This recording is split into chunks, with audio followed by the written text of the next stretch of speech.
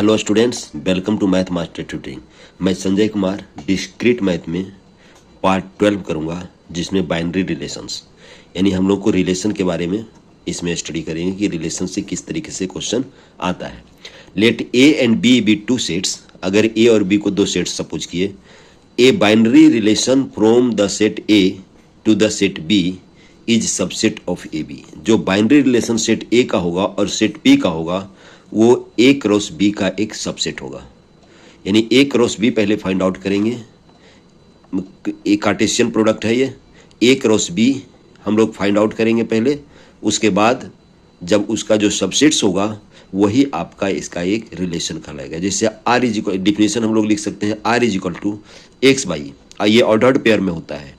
जो binary relation होता है वो जो ऑर्डर्ड पेयर में होता है, तो एक्स बाई सच डैट, ये सिंबल आपका सच डैट का है, x belongs to A y belongs to B. ये रिलेशन आर, मैंने इसको आर से डिनोट करते हैं हम लोग। तो a binary relation R from A to B is a set of ordered pair. हम लोग लिख दिए यहाँ पर a binary relation R from A to B is a set of ordered pairs, ordered pair. Its element मैंने first element belongs to A होगा and second elements belongs to B होगा। ये बिलोंग्स टू का symbol है, ये belongs to A है और second element belongs to B है। इसीलिए एक्स बाई को हम लोग ऑर्डर्ड पेयर कहते हैं। जो एक्स बाई हुआ ना, ये एक्स बाई जो कहलाता है ये कहलाता है ऑर्डर्ड पेयर, ऑर्डर्ड पेयर कहलाता है हम लोग का। ओके स्टूडेंट्स, अब हम लोग का लिखे हैं if it is denoted by x related to by, मैंने एक्स बाई से रिलेटेड है तो एक्स कैपिटल आर बाई लिख सकते हैं, या तो हम लोग लिख सकते हैं जो ऑर्डर्ड पेयर हुआ x y belongs to R. अगर नॉट रिलेटेड है तो हम लोग का वो बाइनरी रिलेशन नहीं हुआ। Two elements X and Y R related to A and X Y does not belongs to R. अगर does not belongs to R है तो हम लोग का ये रिलेशन नहीं होगा। या तो इसको लिख सकते हैं X does not belongs to Y, माने X does not related to Y, R दे करके हम लोग कैंसिल कर देंगे। Means X is not related to Y, हम लोग का एक्स रिलेटेड टू बाई नहीं होगा। इसका एग्जाम्पल से आपको क्लियर होगा। जैसे पहला एग्जाम्पल लिए हैं, let A is equal to 1 2 3 B is equal to 4 5, दो सेट्स लिए। तो फर्स्ट ऑफ ऑल इसका हम लोग क्रॉस प्रोडक्ट की बात करते हैं, यानी क्रॉस प्रोडक्ट हम लोग इसको फाइंड आउट करते हैं ए क्रॉस बी। ए क्रॉस बी कैसे लेंगे हम लोग, इसको इस ब्रैकेट में रखेंगे, सेकंड ब्रैकेट में पहला एलिमेंट 1 लेंगे और सेकंड बी का एक एलिमेंट 4 लेंगे, तो 1 4 हो गया। फिर पहला एलिमेंट 1 लेंगे और 5 के साथ लेंगे, सभी के साथ लेना है हम लोग को, ऑर्डर पेयर बनाना है। 2 के साथ 4 होगा और 2 के साथ 5 होगा। ओके स्टूडेंट्स, और हम लोगों को 3 के साथ 4 होगा और 3 के साथ 5 होगा। ये मेरा ऑर्डर्ड पेयर का जो सेट होगा वही ए क्रॉस बी कहलाता है। अब इसमें से कोई एक सेट ले लिए हम लोग, कोई एक सबसेट ले लिए, इसमें से 2 एलिमेंट 3 एलिमेंट 4 एलिमेंट करके किसी का भी आप बना सकते हैं सबसेट्स। तो हम लोग ऐसे लिखते हैं द सबसेट हम लोग ले लिए सबसेट 1 4 का, 1 5 का और 3 4 का, ये सबसेट ले लिया। इसका सबसेट तो बहुत सारे सबसेट्स हो सकते हैं हम लोग का, तो हम लोग लिए ओनली 1 4 1 5 3 4 एक सबसेट लिए। देयरफॉर क्या कहलाएगा, therefore R is equal to जो कहलाएगा, जो रिलेशन कहलाएगा, यानी 1 रिलेटेड टू क्या हो जाएगा 4, 1 रिलेटेड टू क्या हो जाएगा 5 एंड 3 रिलेटेड टू क्या हो जाएगा 4। ऐसे हम लोग लिख सकते हैं, इसी को हम लोग रिलेशन कहते हैं। अगर इसको डायग्राम में शो करें तो ऐसे कर सकते हैं हम लोग। यहाँ पर 1 लिए, 1 रिलेटेड टू क्या हो जाएगा 4 और 1 रिलेटेड क्या हो जाएगा आपका 5 भी हो जाएगा, 1 रिलेटेड 5 भी हो जाएगा आपका ये। और फिर 3 रिलेटेड, यहाँ पर 3 लेते हैं, 3 रिलेटेड टू क्या हो जाएगा आपका 3 रिलेटेड टू 4, ये हो जाएगा। इस तरीके से हम लोग लिख सकते हैं। बाकी भी एलिमेंट इसमें लिखेंगे 1 2, एक 2 छूट गया, एक 2 एलिमेंट यहाँ पर लिख दीजिए और इसका 4 5 तो है ही, तो इसको हम लोग कहते हैं टू किसी से रिलेटेड नहीं हुआ तो इसको हम लोग रिलेशन नहीं कहेंगे, बल्कि 1 3 जो हुआ रिलेटेड हुआ तो आर हम लोगों का रिलेशन हुआ। इस तरीके से हम लोग कहते हैं। आगे आएगा इसमें डोमेन और रेंज भी आएगा।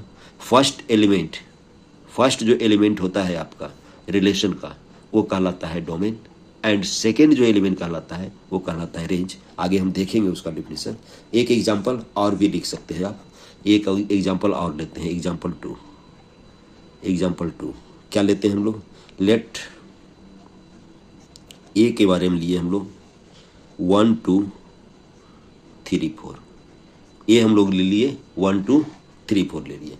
तब हम लोग का आर यहाँ पर लिखा हुआ है, देखिए A B belongs to A and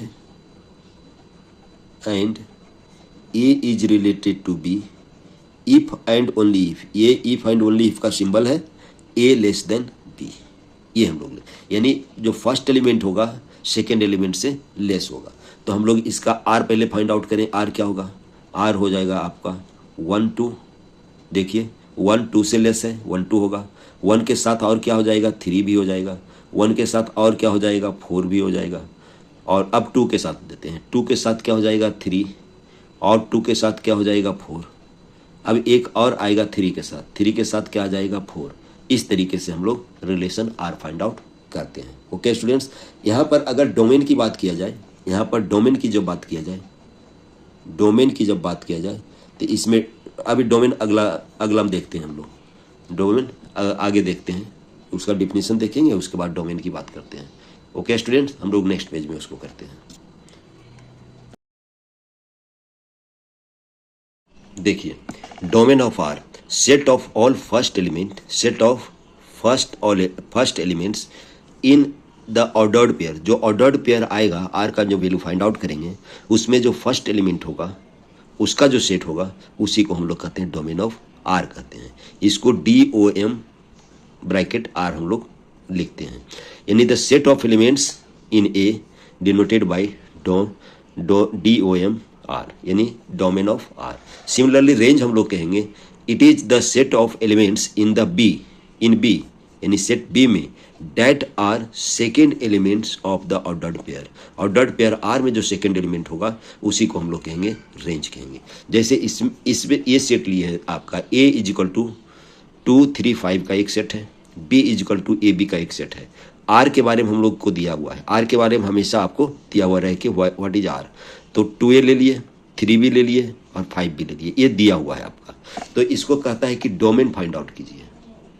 domain क्या हो जाएगा इसमें, domain is equal to first element कहेंगे। फर्स्ट एलिमेंट का सेट 2 होगा, 3 होगा और 5 होगा, ये डोमेन कहलाएगा। अगर इसमें रेंज की बात करें हम लोग, रेंज की बात करें तो सेकेंड एलिमेंट A और B आएगा। रिपीटेड होता है उसको हम लोग सेट थ्योरी में नहीं लेते हैं। ओके स्टूडेंट, जो रिपीटेड है जैसे A B है तो B 2 बार आ रहा है तो हम लोग को नहीं लेना है, बल्कि एक ही बार कंसिडर करना है। इसमें देखिए क्या क्वेश्चन दिया हुआ है, A is equal to 1 2 3 4 5, A related to B if and only if A less than B। जो पिछला क्वेश्चन में हम लोग किए थे, एग्जाम्पल में किए थे वही है। तो इसका R हम लोग फाइंड आउट कर लिए 1 2 1 3 1 4। 2 के साथ लेंगे 2 3 2 4 एंड 3 4। ओके स्टूडेंट्स, तो यहाँ पर का जब डोमेन की बात करेंगे हम लोग, डोमेन की जब बात करेंगे तो डोमेन आपका होगा फर्स्ट एलिमेंट 1 है और क्या है आपका 2 है और क्या है आपका 3 है। ओके स्टूडेंट्स, ये डोमेन कहलाएगा।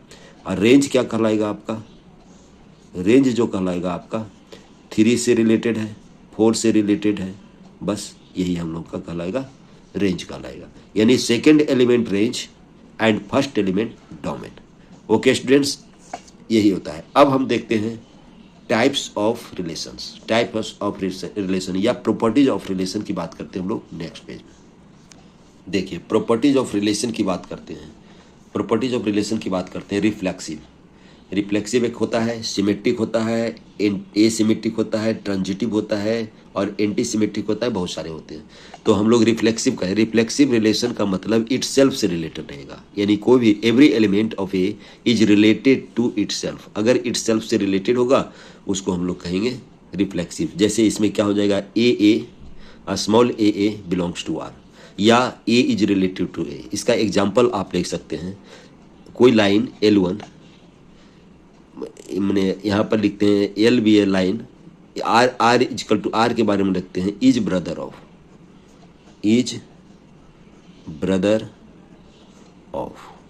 तो इज ब्रदर ऑफ जो हुआ यानी कोई भी पर्सन्स अपने आप का भाई होता है, इसीलिए ये हो जाएगा आपका रिफ्लेक्सिव। अगर आर के बारे में हम लोग लिखते हैं इज पैरेलल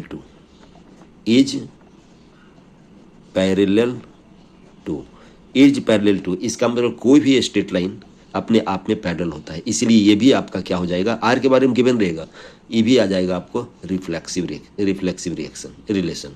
ओके स्टूडेंट्स, ये भी रिफ्लेक्सिव यानी इट सेल्फ से रिलेटेड रहेगा। इसमें आर भी यहाँ पर जैसे Ram is brother of Ram कर सकते हैं, पैरेलल में करते हैं L1 is parallel to L1, ऐसे भी हम लोग बोल सकते हैं। तो ये आपका रिफ्लेक्सिव का एग्जाम्पल हुआ। सिमेट्रिक में कहता है A relation R is said to be symmetric if A B belongs to R then implies B A belongs to R. अगर ए बी रिलेटेड है आर से तो बी ए को भी रिलेटेड होना पड़ेगा, या तो लिख सकते A is related to B and B is related to A. अगर आर के बारे में हम लोग लिखते हैं इस तरीके से, आर के बारे में लिख दे इज ब्रदर ऑफ, इसका मतलब अगर हम लोग लिखते हैं, इसका मतलब ये हुआ अगर लिखते हैं Ram is brother of Mohan, अगर मोहन लिखते हैं ब्रदर ऑफ मोहन, तो ये इंप्लाइज हो जाएगा Mohan is brother of Ram. ये उल्टा भी होगा, और भी लिख सकते हैं L1 is parallel to L1, एक स्ट्रेट लाइन लीजिए इज पैरेलल टू L2, तो L2 भी पैरेलल टू L1 होगा। परपेंडिकुलर की बात भी कर सकते हैं, L1 is perpendicular to L2, तो L2 भी परपेंडिकुलर टू L1 का होगा। इस तरीके से बहुत सारे एग्जाम्पल हम लोग ले सकते हैं। अब एसिमेट्रिक की बात रिलेशन करता है, एसिमेट्रिक रिलेशन बोलता है if A B belongs to R but B A does not belongs to R. अगर A B belongs to R है तो बी ए आर में बिलोंग्स नहीं करेगा। ओके स्टूडेंट्स, इसको हम लोग कहते हैं एसिमेट्रिक, यानी never belongs to B A belongs to R. Okay students, इसको हम लोग कहते हैं एसिमेट्रिक। अब ट्रांजिटिव रिलेशन की बात करते हैं। अगर कहते हैं if A is related to B and B is related to C then implies A is related to C. अगर ए रिलेटेड टू बी होगा और बी रिलेटेड टू सी होगा तो ए रिलेटेड टू सी होनी चाहिए। ओके स्टूडेंट्स, जैसे हम लोग कहते हैं L1 is perpendicular to are, का मतलब लिखते हैं इज पैरेलल टू, लिखते हैं इज पैरेलल टू लिखते हैं। इसका मतलब अगर लिखते हैं L1 is parallel to L2 and L2 is parallel to L3, L3 एक लाइन लिए, then implies L1 parallel to L3 होगा। L1 पैरेलल टू L2 ले लिए और L2 पैरेलल टू L3 ले लिए। यहाँ पर ध्यान दीजिए L1 पैरेलल टू L2 लिए तो यहाँ पर L2 से ही स्टार्ट करेंगे, L2 पैरेलल टू L3 लेंगे तो L1 is parallel to L3 होगा। ओके स्टूडेंट्स, तो ये हो जाएगा आपका ट्रांजिटिव, यानी A is related to B and B is related to C then A is related to C, ये होगा, इसको कहते हैं हम लोग ट्रांजिटिव रिलेशन। ओके स्टूडेंट्स, और वैसा अगर कोई भी रिलेशन रिफ्लेक्सिव है, सिमेट्रिक है और ट्रांजिटिव है, तीनों अगर जो फुलफिल करता है तो उसको हम लोग कहते हैं इक्विवेलेंस रिलेशन। अगले पेज में हम लोग देखते हैं। देखिए पहले हम लोग एंटी सिमेट्रिक रिलेशन की बात करते हैं। हम लोग एसिमेट्रिक कर लिए, सिमेट्रिक कर लिए, अब एंटी सिमेट्रिक रिलेशन की बात कर रहे हैं। इसमें बोलता है A relation R on A set A is set to be anti symmetric if A is related to B and B is related to A only if A equal to B. यानी A related to B हो, B related to A हो, यानी ये symmetric हो, लेकिन अगर symmetric होगा तो ए इक्वल टू बी होना चाहिए। यानी ये कह रहा है A is related to B, B is related to C, ये तो होना चाहिए। A related to B, A B related to A कहना है, ये सिमेट्रिक है unless A equal to B. क्या होना चाहिए? ए इक्वल टू बी होना चाहिए। अगर ए इक्वल टू बी नहीं है तो वो एंटी सिमेट्रिक नहीं है। ओके स्टूडेंट्स, हम लोग एग्जाम्पल से चेक करते हैं। चेक वेदर द फंक्शंस और whether the following relations are antisymmetric और नॉट। एंटी सिमेट्रिक है या नहीं, इसको चेक करने के लिए हम पहले देखते हैं। यहाँ पर देखते हैं ए के बारे में देखते हैं, ए के बारे में देखते हैं। तो ए के बारे में हम लोग को क्या एंटी सिमेट्रिक की बात एंटी सिमेट्रिक की बात कर रहे हैं। तो अब हम पहले ए की बात करते हैं। तो आर क्या दिया हुआ है आपका 1 1 और 2 2 की बात कर रहा है। तो फॉर 1 1 की बात अगर जो करते हैं, फॉर 1 1 की बात करते हैं, तब क्या हो जाएगा, यहाँ पर 1 = 1 होता है, 1 और 1 इक्वल है, इसीलिए ये एंटी सिमेट्रिक है। Since elements are same 1 1 so it is antisymmetric, ये एंटी सिमेट्रिक है। ओके स्टूडेंट्स, अगर 1 1 जैसे 1 और 2 2 के बारे में भी देखेंगे तो वही चीज़ है। देखिए फॉर 2 2 के बारे में देखते हैं, फॉर 2 2 ये भी 2 = 2 है, 2 = 2 है, इसीलिए ये एंटी सिमेट्रिक है। ओके स्टूडेंट्स, ये इट इज एंटी सिमेट्रिक। अब बी के बारे में देखेंगे। देखिए बी के बारे में क्या दिया हुआ है, 1 1 है, 2 2 है, 1 1 है, 2 2 है। Here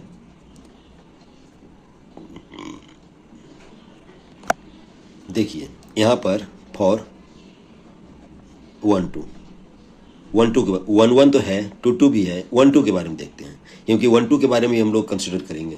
for 1 2 there the reverse, या लिख सकते हैं द रिवर्स पेयर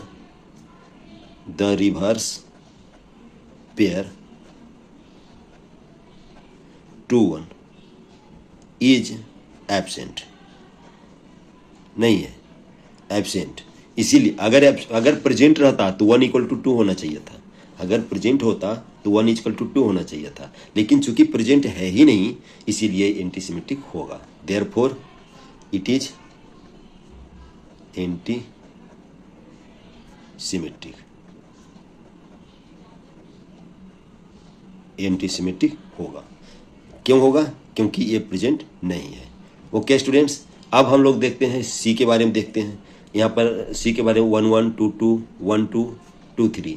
तो यहाँ भी क्या हो जाएगा, हम लोग सी के बारे में जो देखेंगे तो क्या हो जाएगा आपका, सी सिमिलर कंडीशन से एंटी सिमेट्रिक होगा, एंटी सिमेट्रिक होगा, anti symmetric, it is antisymmetric है। अब डी के बारे में एक देख लेते हैं, थोड़ा सा कंट्राडिक्शन डी के बारे में देख लेते हैं। Not anti symmetric, not anti symmetric क्यों नहीं है, 1 2 प्रेजेंट है और 2 1 भी प्रेजेंट है, 2 1 है, 1 2 भी है और 2 1 भी है, but 1 is not equal to 2, so that यहाँ पर 1 2 प्रेजेंट है और 2 1 भी प्रेजेंट है। अगर मान लिया जाए 1 2 प्रेजेंट रहता, 2 1 प्रेजेंट नहीं रहता, तब तो एंटी सिमेट्रिक हो जाता, लेकिन 1 2 है और 2 1 भी प्रेजेंट है, तो इसको होना चाहिए 1 = 2, लेकिन नहीं है। सो it is not anti symmetric, anti symmetric. Okay students, और भी एक एग्जांपल लेते हैं, उससे क्लियर होगा आपको कुछ। देखिए इक्विवेलेंस रिलेशन की जब बात किए, A relation R on A set A is called an equivalence relation if and only if it is reflexive होनी चाहिए, सिमेट्रिक होनी चाहिए और ट्रांजिटिव होनी चाहिए। अगर कोई भी रिलेशन रिफ्लेक्सिव हो, सिमेट्रिक हो और ट्रांजिटिव हो, तीनों प्रॉपर्टी को फुलफिल करता है, तो तब वह इक्विवेलेंस रिलेशन होगा। हम एक क्वेश्चन से लेते हैं, तो symmetric, anti symmetric, askew symmetric, मैंने जो भी है सब सिमेट्रिक के बारे, सबके बारे में हम लोग देखते हैं कि क्या शो करता है, क्या नहीं शो करता है। जैसे देखिए क्वेश्चन ले रहे हैं, consider the following 5 relations on the set 1 2 3 4। तो R1 = 1 1 1 2 2 3 1 3 4 4। R2 के बारे में 1 1 है, 1 2 है, 2 1 है, 2 2 है और 3 3 है और 4 4 है, 1 3 है, 2 1 है, ये सब है आपका R5 तक दिया हुआ। ओके स्टूडेंट्स, हम लोग को डिटरमिन करना है which of the relation are reflexive, symmetric, antisymmetric, asymmetric, transitive and equivalence relation. ये हम लोग को है। हम नेक्स्ट पेज में इसको डिटरमिन करते हैं कि कैसे इसका रिजल्ट होगा। ओके स्टूडेंट्स, नेक्स्ट पेज में हम लोग करते हैं। देखिए हम लोग रिफ्लेक्सिव अलग लिख दिए हैं, सिमेट्रिक लिख दिए हैं, सब चीज़ लिख दिया। पहले रिफ्लेक्सिव की बात करते हैं। तो फर्स्ट का देखते हैं R1 के बारे में। R1 के बारे में देखते हैं। तो R1 इजकल टू क्या दिया हुआ था हम लोग का, हम पहले लिख लेते हैं R1 इजकल टू क्या दिया हुआ था। देखिए R1 के बारे में दिया 1 1 1 2 2 3 एंड 1 3 4 4। हम लोग को रिफ्लेक्सिव होने के लिए 1 1 चाहिए था। 1 1 है आपका, 4 4 भी है, लेकिन क्या एब्सेंट है आपका। तो रिफ्लेक्सिव क्या लिखेंगे इसके लिए, नो लिखेंगे। नो क्यों लिखेंगे, नो इसलिए लिखेंगे कि रिफ्लेक्सिव नहीं होगा, इसलिए क्योंकि हम लोग को 2 2 और 3 3 प्रेजेंट नहीं है हम लोग का। इसका रीजन लेंगे 2 2 and 3 3 not present, not present. Okay student, नहीं है हम लोग का, रिफ्लेक्सिव नहीं है। अब R2 के बारे में देखते हैं हम लोग। अब R1 नहीं है, R2 के बारे में देखते हैं। यहाँ पर पूरा नहीं लिखाएगा, R2 के बारे में देखते हैं। R2 लिखना पड़ेगा आपका। R2 के बारे में देखते हैं। तो R2 के बारे में देखिए, क्वेश्चन से देखिएगा। यहाँ पर हम दिखा देते हैं आपको। देखिए R2 यहाँ पर हम लिख लिए हैं, R1 लिख लिए हैं, R2 R3 R4 लिख दिए। R2 देखिए क्या है, 1 1 1 2 2 1 2 2 3 3 4 4। R2 है आपको, 1 1 है इसमें आपका, 1 है 1 1 है, 2 2 है, 3 3 है, 4 4 है। तो क्या हो जाएगा, ये एस हो जाएगा, यानी R2 क्या हो जाएगा, रिफ्लेक्सिव हो जाएगा। यहाँ पर लिखेंगे S, S it is reflexive. और क्यों होगा, क्योंकि इसमें 1 1 प्रेजेंट है, 2 2 प्रेजेंट है, और 3 3 भी प्रेजेंट है, और 4 4 भी प्रेजेंट है, इसीलिए ये रिफ्लेक्सिव होगा। अब R3 के बारे में देखा जाए, R3 के बारे में देखा जाए। देखिए R3 यहाँ पर देखिए, यहाँ पर दिखेगा, हम अलग से लिख लिए हैं। 1 3 है, 2 1 है, 1 3 और 2 1 है, तो 1 1 होनी चाहिए, 3 3 होनी चाहिए, 2 2 होनी चाहिए, ये सब नहीं है, इसीलिए क्या हो जाएगा, ये रिफ्लेक्सिव नहीं होगा। इसमें लिखेंगे नो। Okay students. और R4 के बारे में अगर देखा जाए, तो R4 के बारे में यहाँ पर देखा जाए, तो R4 देखिए क्या है, 5। R4 आपका 5 है, R4 आपका 5 है। तो ये रिपीट कभी हो नहीं सकता, A नहीं हो सकता है, B भी नहीं हो सकता है, 1 1 नहीं, 2 2 नहीं, 3 3 नहीं, 4 4 नहीं, 5 5 एक्सेट्रा नहीं हो सकता है, इसीलिए A भी हो जाएगा नो। एक बचा R5 में क्या हो जाएगा, S। R5 में S क्यों होगा, R5 देखिए लिखा हुआ है एक रो से का सबसेट। जब एक रो से का सबसेट की बात करते हैं तो 1 1 भी आएगा उसमें, 2 2 भी आएगा, 3 3 भी आएगा, और 4 4 भी आएगा। इसीलिए जो भी एग्जॉस्टिव, जो भी एक रो से का जो सेट रहेगा आपका, उसमें रिफ्लेक्सिव होगा। Okay students. अब हम लोग देखते हैं, देखिए सिमेट्रिक के बारे में देखते हैं। अब सिमेट्रिक रिलेशन के बारे में देखते हैं। सिमेट्रिक में पहले हम लोग देख लेते हैं R1 में। तो R1 में देखिए क्या है, 1 1 1 2 2 3 1 3 4 4। तो इसमें क्या होगा, R1 नो, इसलिए क्योंकि 1 2 है तो क्या होना चाहिए, 2 1 भी प्रेजेंट होनी चाहिए। 2 1 इसमें नहीं है, इसका लिखेंगे, पहला लिखेंगे R1 के बारे में, R1 के बारे में लिखेंगे नो। इसीलिए नो क्योंकि 1 2 प्रेजेंट है, 1 2 belongs to R, but 2 1 does not belongs to R में बिलोंग्स नहीं कर रहा है। Okay students. अब R2 के बारे में लिखेंगे हम लोग, अब R2 के बारे में लिखेंगे, और फिर R3 के बारे में लिखेंगे, फिर R4 के बारे में लिखेंगे, R5 के बारे में लिखेंगे। Okay students. तो R2 के बारे में हम लोग लिखेंगे, R2 के बारे में लिखेंगे। R2 देखिए यहाँ पर है, 1 1 है, 1 1 है, 1 2 है, 2 1 है, यानी 1 2 और 2 1 इसमें है, इसीलिए क्या लिखाएगा, 1 2 और 2 1 है, इसीलिए लिखाएगा आपका S, बिकॉज 1 2 भी इसमें है एंड 2 1 भी है, इसीलिए बिलोंग्स टू, मैंने 1 2 भी है और 2 1 भी है, इसीलिए ये सिमेट्रिक होगा। Okay students. देखिए स्टूडेंट्स, मैं यहाँ तक तो लिखा था, बाकी सभी का रिजल्ट हम ऐसे ही लिख दे रहे हैं स्टूडेंट्स। हम ये दो तो हम बनाए, रिफ्लेक्सिव और सिमेट्रिक के बारे में बनाए, लेकिन आगे हम नहीं बना सकते हैं क्योंकि मेरा तबीयत खराब है, फीवर लगा हुआ है, खांसी है, बुखार है, इसीलिए हम नहीं बना सकते, बोलने का इजाज़त नहीं दे रहा है, हम बोल नहीं सकते हैं, इसीलिए इसका रिजल्ट ही लिख दिया है। देखिए यहाँ पर देख लीजिए, सिमेट्रिक का लिख दिया है, ए सिमेट्रिक का लिख दिया है, R3 और 4 S है, यानी सिमेट्रिक है, ए सिमेट्रिक है और बाकी नो है। और एंटी सिमेट्रिक के बारे में दे दिए हैं आपका, देखिए R1 S है, R2 नो है, R3 S है, R4 S है एंड R5 नो है। ट्रांजिटिव के बारे में हम दे दिए हैं, देखिए R1 S है, R2 S है, R3 नो है, R4 S है, R5 S है।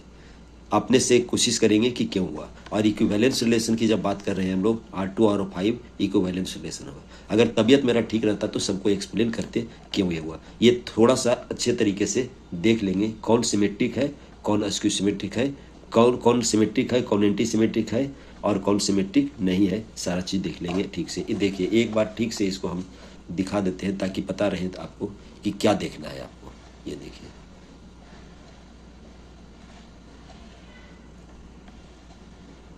Okay students.